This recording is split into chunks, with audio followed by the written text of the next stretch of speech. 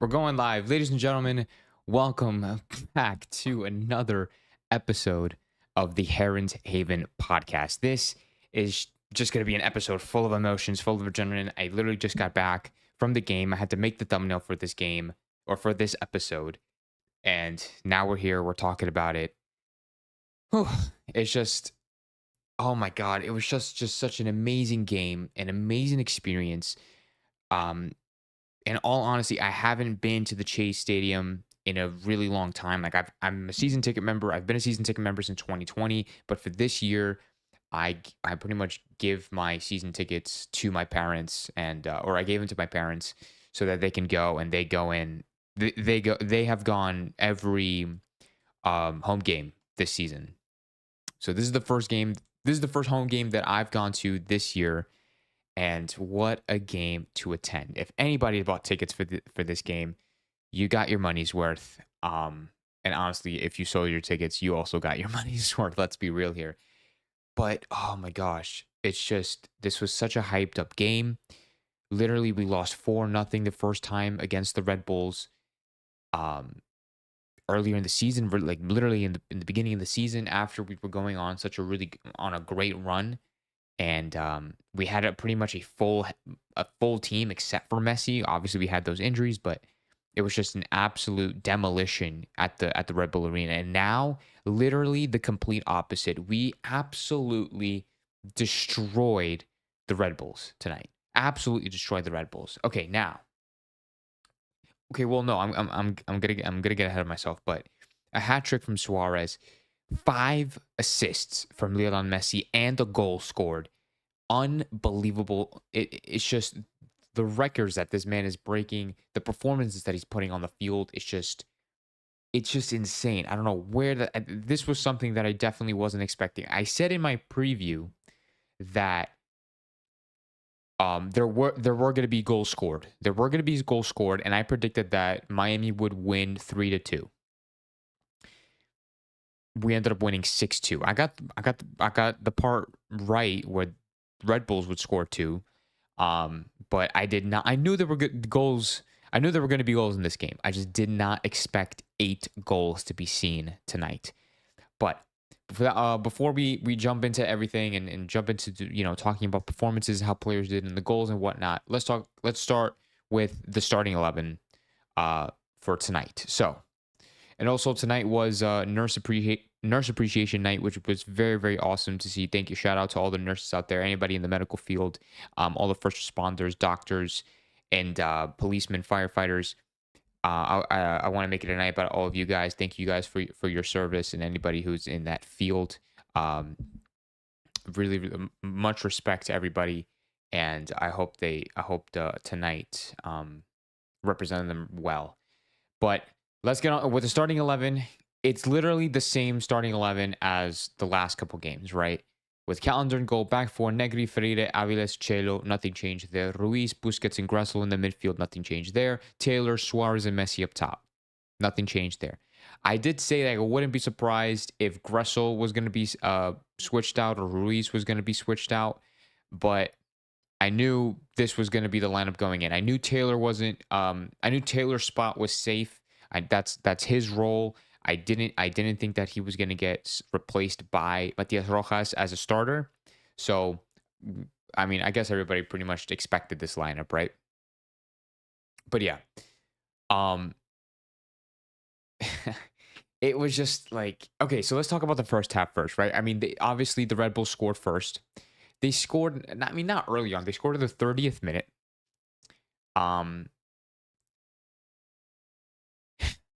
I mean, honestly, I wasn't expecting them to score first. I genuinely thought we were gonna get on the score sheet first.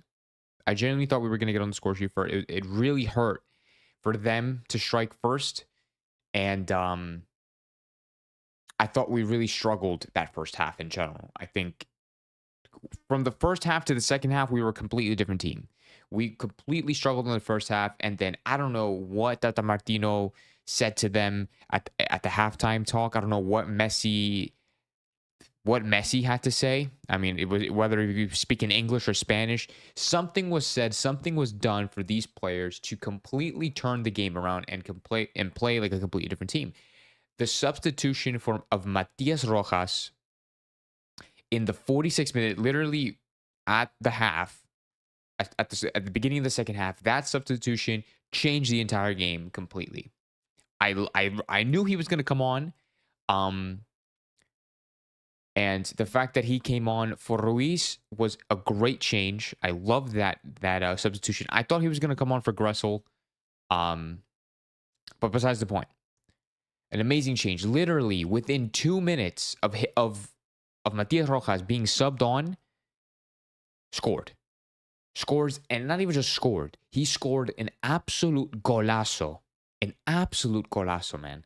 And I was sitting on the away section. I wasn't sitting in the home section. And but from where I'm sitting in the 5th row behind the goal, like section 125. So literally directly behind the goal. And from where I'm sitting, like you can see how much of a golazo that was. And it was so well struck, assisted by Lionel Messi, 48th minute, literally 2 minutes after he got on. 2 minutes later after that, Messi scores, assisted by Suarez. A couple minutes later after that, like 10 minutes later, Matias Rojas scores again, gets a brace. It literally gets a brace in like 15 minutes. Absolutely amazing. And Matias Rojas was doing really well in that position. He played. There was at one point where they took out Julian. Why did I say Julian? There was a part in the game where they took out Taylor, brought in Cremachi and Bright, and they were playing like a 4-4-2, with like Suarez and Messi up top. Cremachi was playing out wide. They put Matias Rojas out wide, and then they played Bright and Busquets as like a double pivot right there, as like a 2 CMs, 2 CDMs type of thing. Great. It was a great tactical change. I loved how structured it was. Yannick Bright did incredible also. I don't want to say incredible, but he did really good coming off the bench. He was winning balls, winning tackles, getting duels done, and really, really happy about that. I'm glad that Cremachi was able to get some minutes. I mean, obviously, he didn't really do too much. I think he won the ball a couple of times. He made a couple passes, but he was recovering well. I think he won the ball back like 1 or 2 times. He was making good touches. Gressel did really well. I mean, Gressel did really well getting up the field. He did miss a goal, which I thought was almost a guaranteed goal. It would have been a really nice goal. He missed it. Not the end of the world, but it would have been nice if it went in, right? But I thought Gressel did okay. He did his job. I mean, nothing out of the ordinary, right? He didn't get involved in goals or anything, but I thought he did his job as like a box-to-box kind of type of midfielder, and really, really well. But I thought Chelo was the worst one of the 11. Chelo, I thought was the worst player of the starting 11. He's made both of the goals that they scored was because of Chelo. It was Chelo that lost the ball for the first goal, giving them that lead, and then it was Chelo again that caused the penalty in the 94th, 95th minute, whatever it was, literally with like 2 seconds left on the clock. Chelo concedes the penalty, and they score. I was not impressed with Chelo throughout the game at all.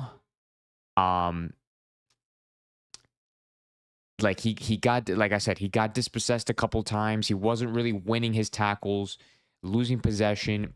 Thought he was the worst player on the pitch. I liked Aviles. I really, really liked Aviles that game. I liked Calendar did his job. He made a couple of good saves. He really took command of that box, at least from when in that second half. I was able to hear him more. He was really taking command of his penalty area. Really, really awesome to see. And I thought we did a really good job shutting down Morgan. We did a really good job shutting down Morgan. We did a good job shutting down Vanzier sometimes, right? Obviously, he scored that goal. Or wait, no. Did he score the first goal? Yeah, it was Vanzier, right? The other striker. Yes, it was him. I thought we did we did a good job shutting him down in the second half. Forsberg was looking dangerous. Forsberg should have gotten on the board. He should have got a goal like sometime during the game, maybe in the first half. Um, I don't want to say we were lucky, but maybe we were lucky. I don't know if we were lucky, but like I definitely thought that Forsberg should have got a goal. I know he scored the penalty right in like the 95th, 6th, 7th minute, whatever. But he was looking really dangerous out there. Everybody else looked shaky. Like their defense was really bad in that second half, absolutely atrocious. They were really locking us down in the first half. Like we were being really predictable. We were overloading on that right side where Messi was, and that's where they just kind of assumed to go. And it was really difficult to get passes through. We did get a couple of like through balls in, and there were some passes that connected, but for the most part, it was really, really difficult for us to penetrate their defense. And I thought that was going to be a problem, or maybe more of their midfield and the defense, but whatever. It was very difficult to penetrate them. Um, but then that completely changed in the second half. Like I said, I have no idea what happened, what switched, but they completely fell apart, and we just absolutely rocked them. Absolutely rocked them. Their goalkeeper had a shocking day. Conceding 6 goals is never ever fun. Um, but yeah, I mean,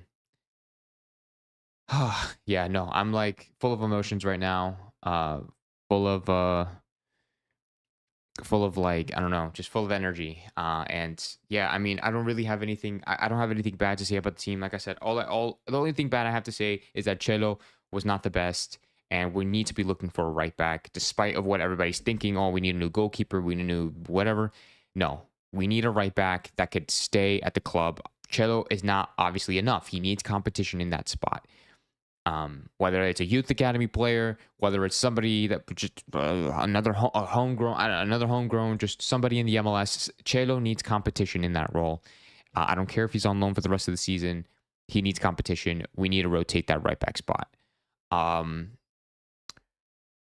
Yeah, no, that's literally all I have to say. I'm gonna keep this podcast as short as I possibly can because I low key kind of want to watch the Canelo fight. And honestly, there was nothing really more to say. But congratulations to Lionel Messi for making history again in the MLS. Got 5 assists, 1 goal. What's it called? And Luis Suarez getting a hat trick. Matias Rojas scoring a brace and changing the game in the second half. It's just it was just an amazing night for Inter Miami fans. It's a great night to be a Miami fan. If you're out right now, enjoy the night out. Be safe. I'm gonna go watch the Canelo fight, guys.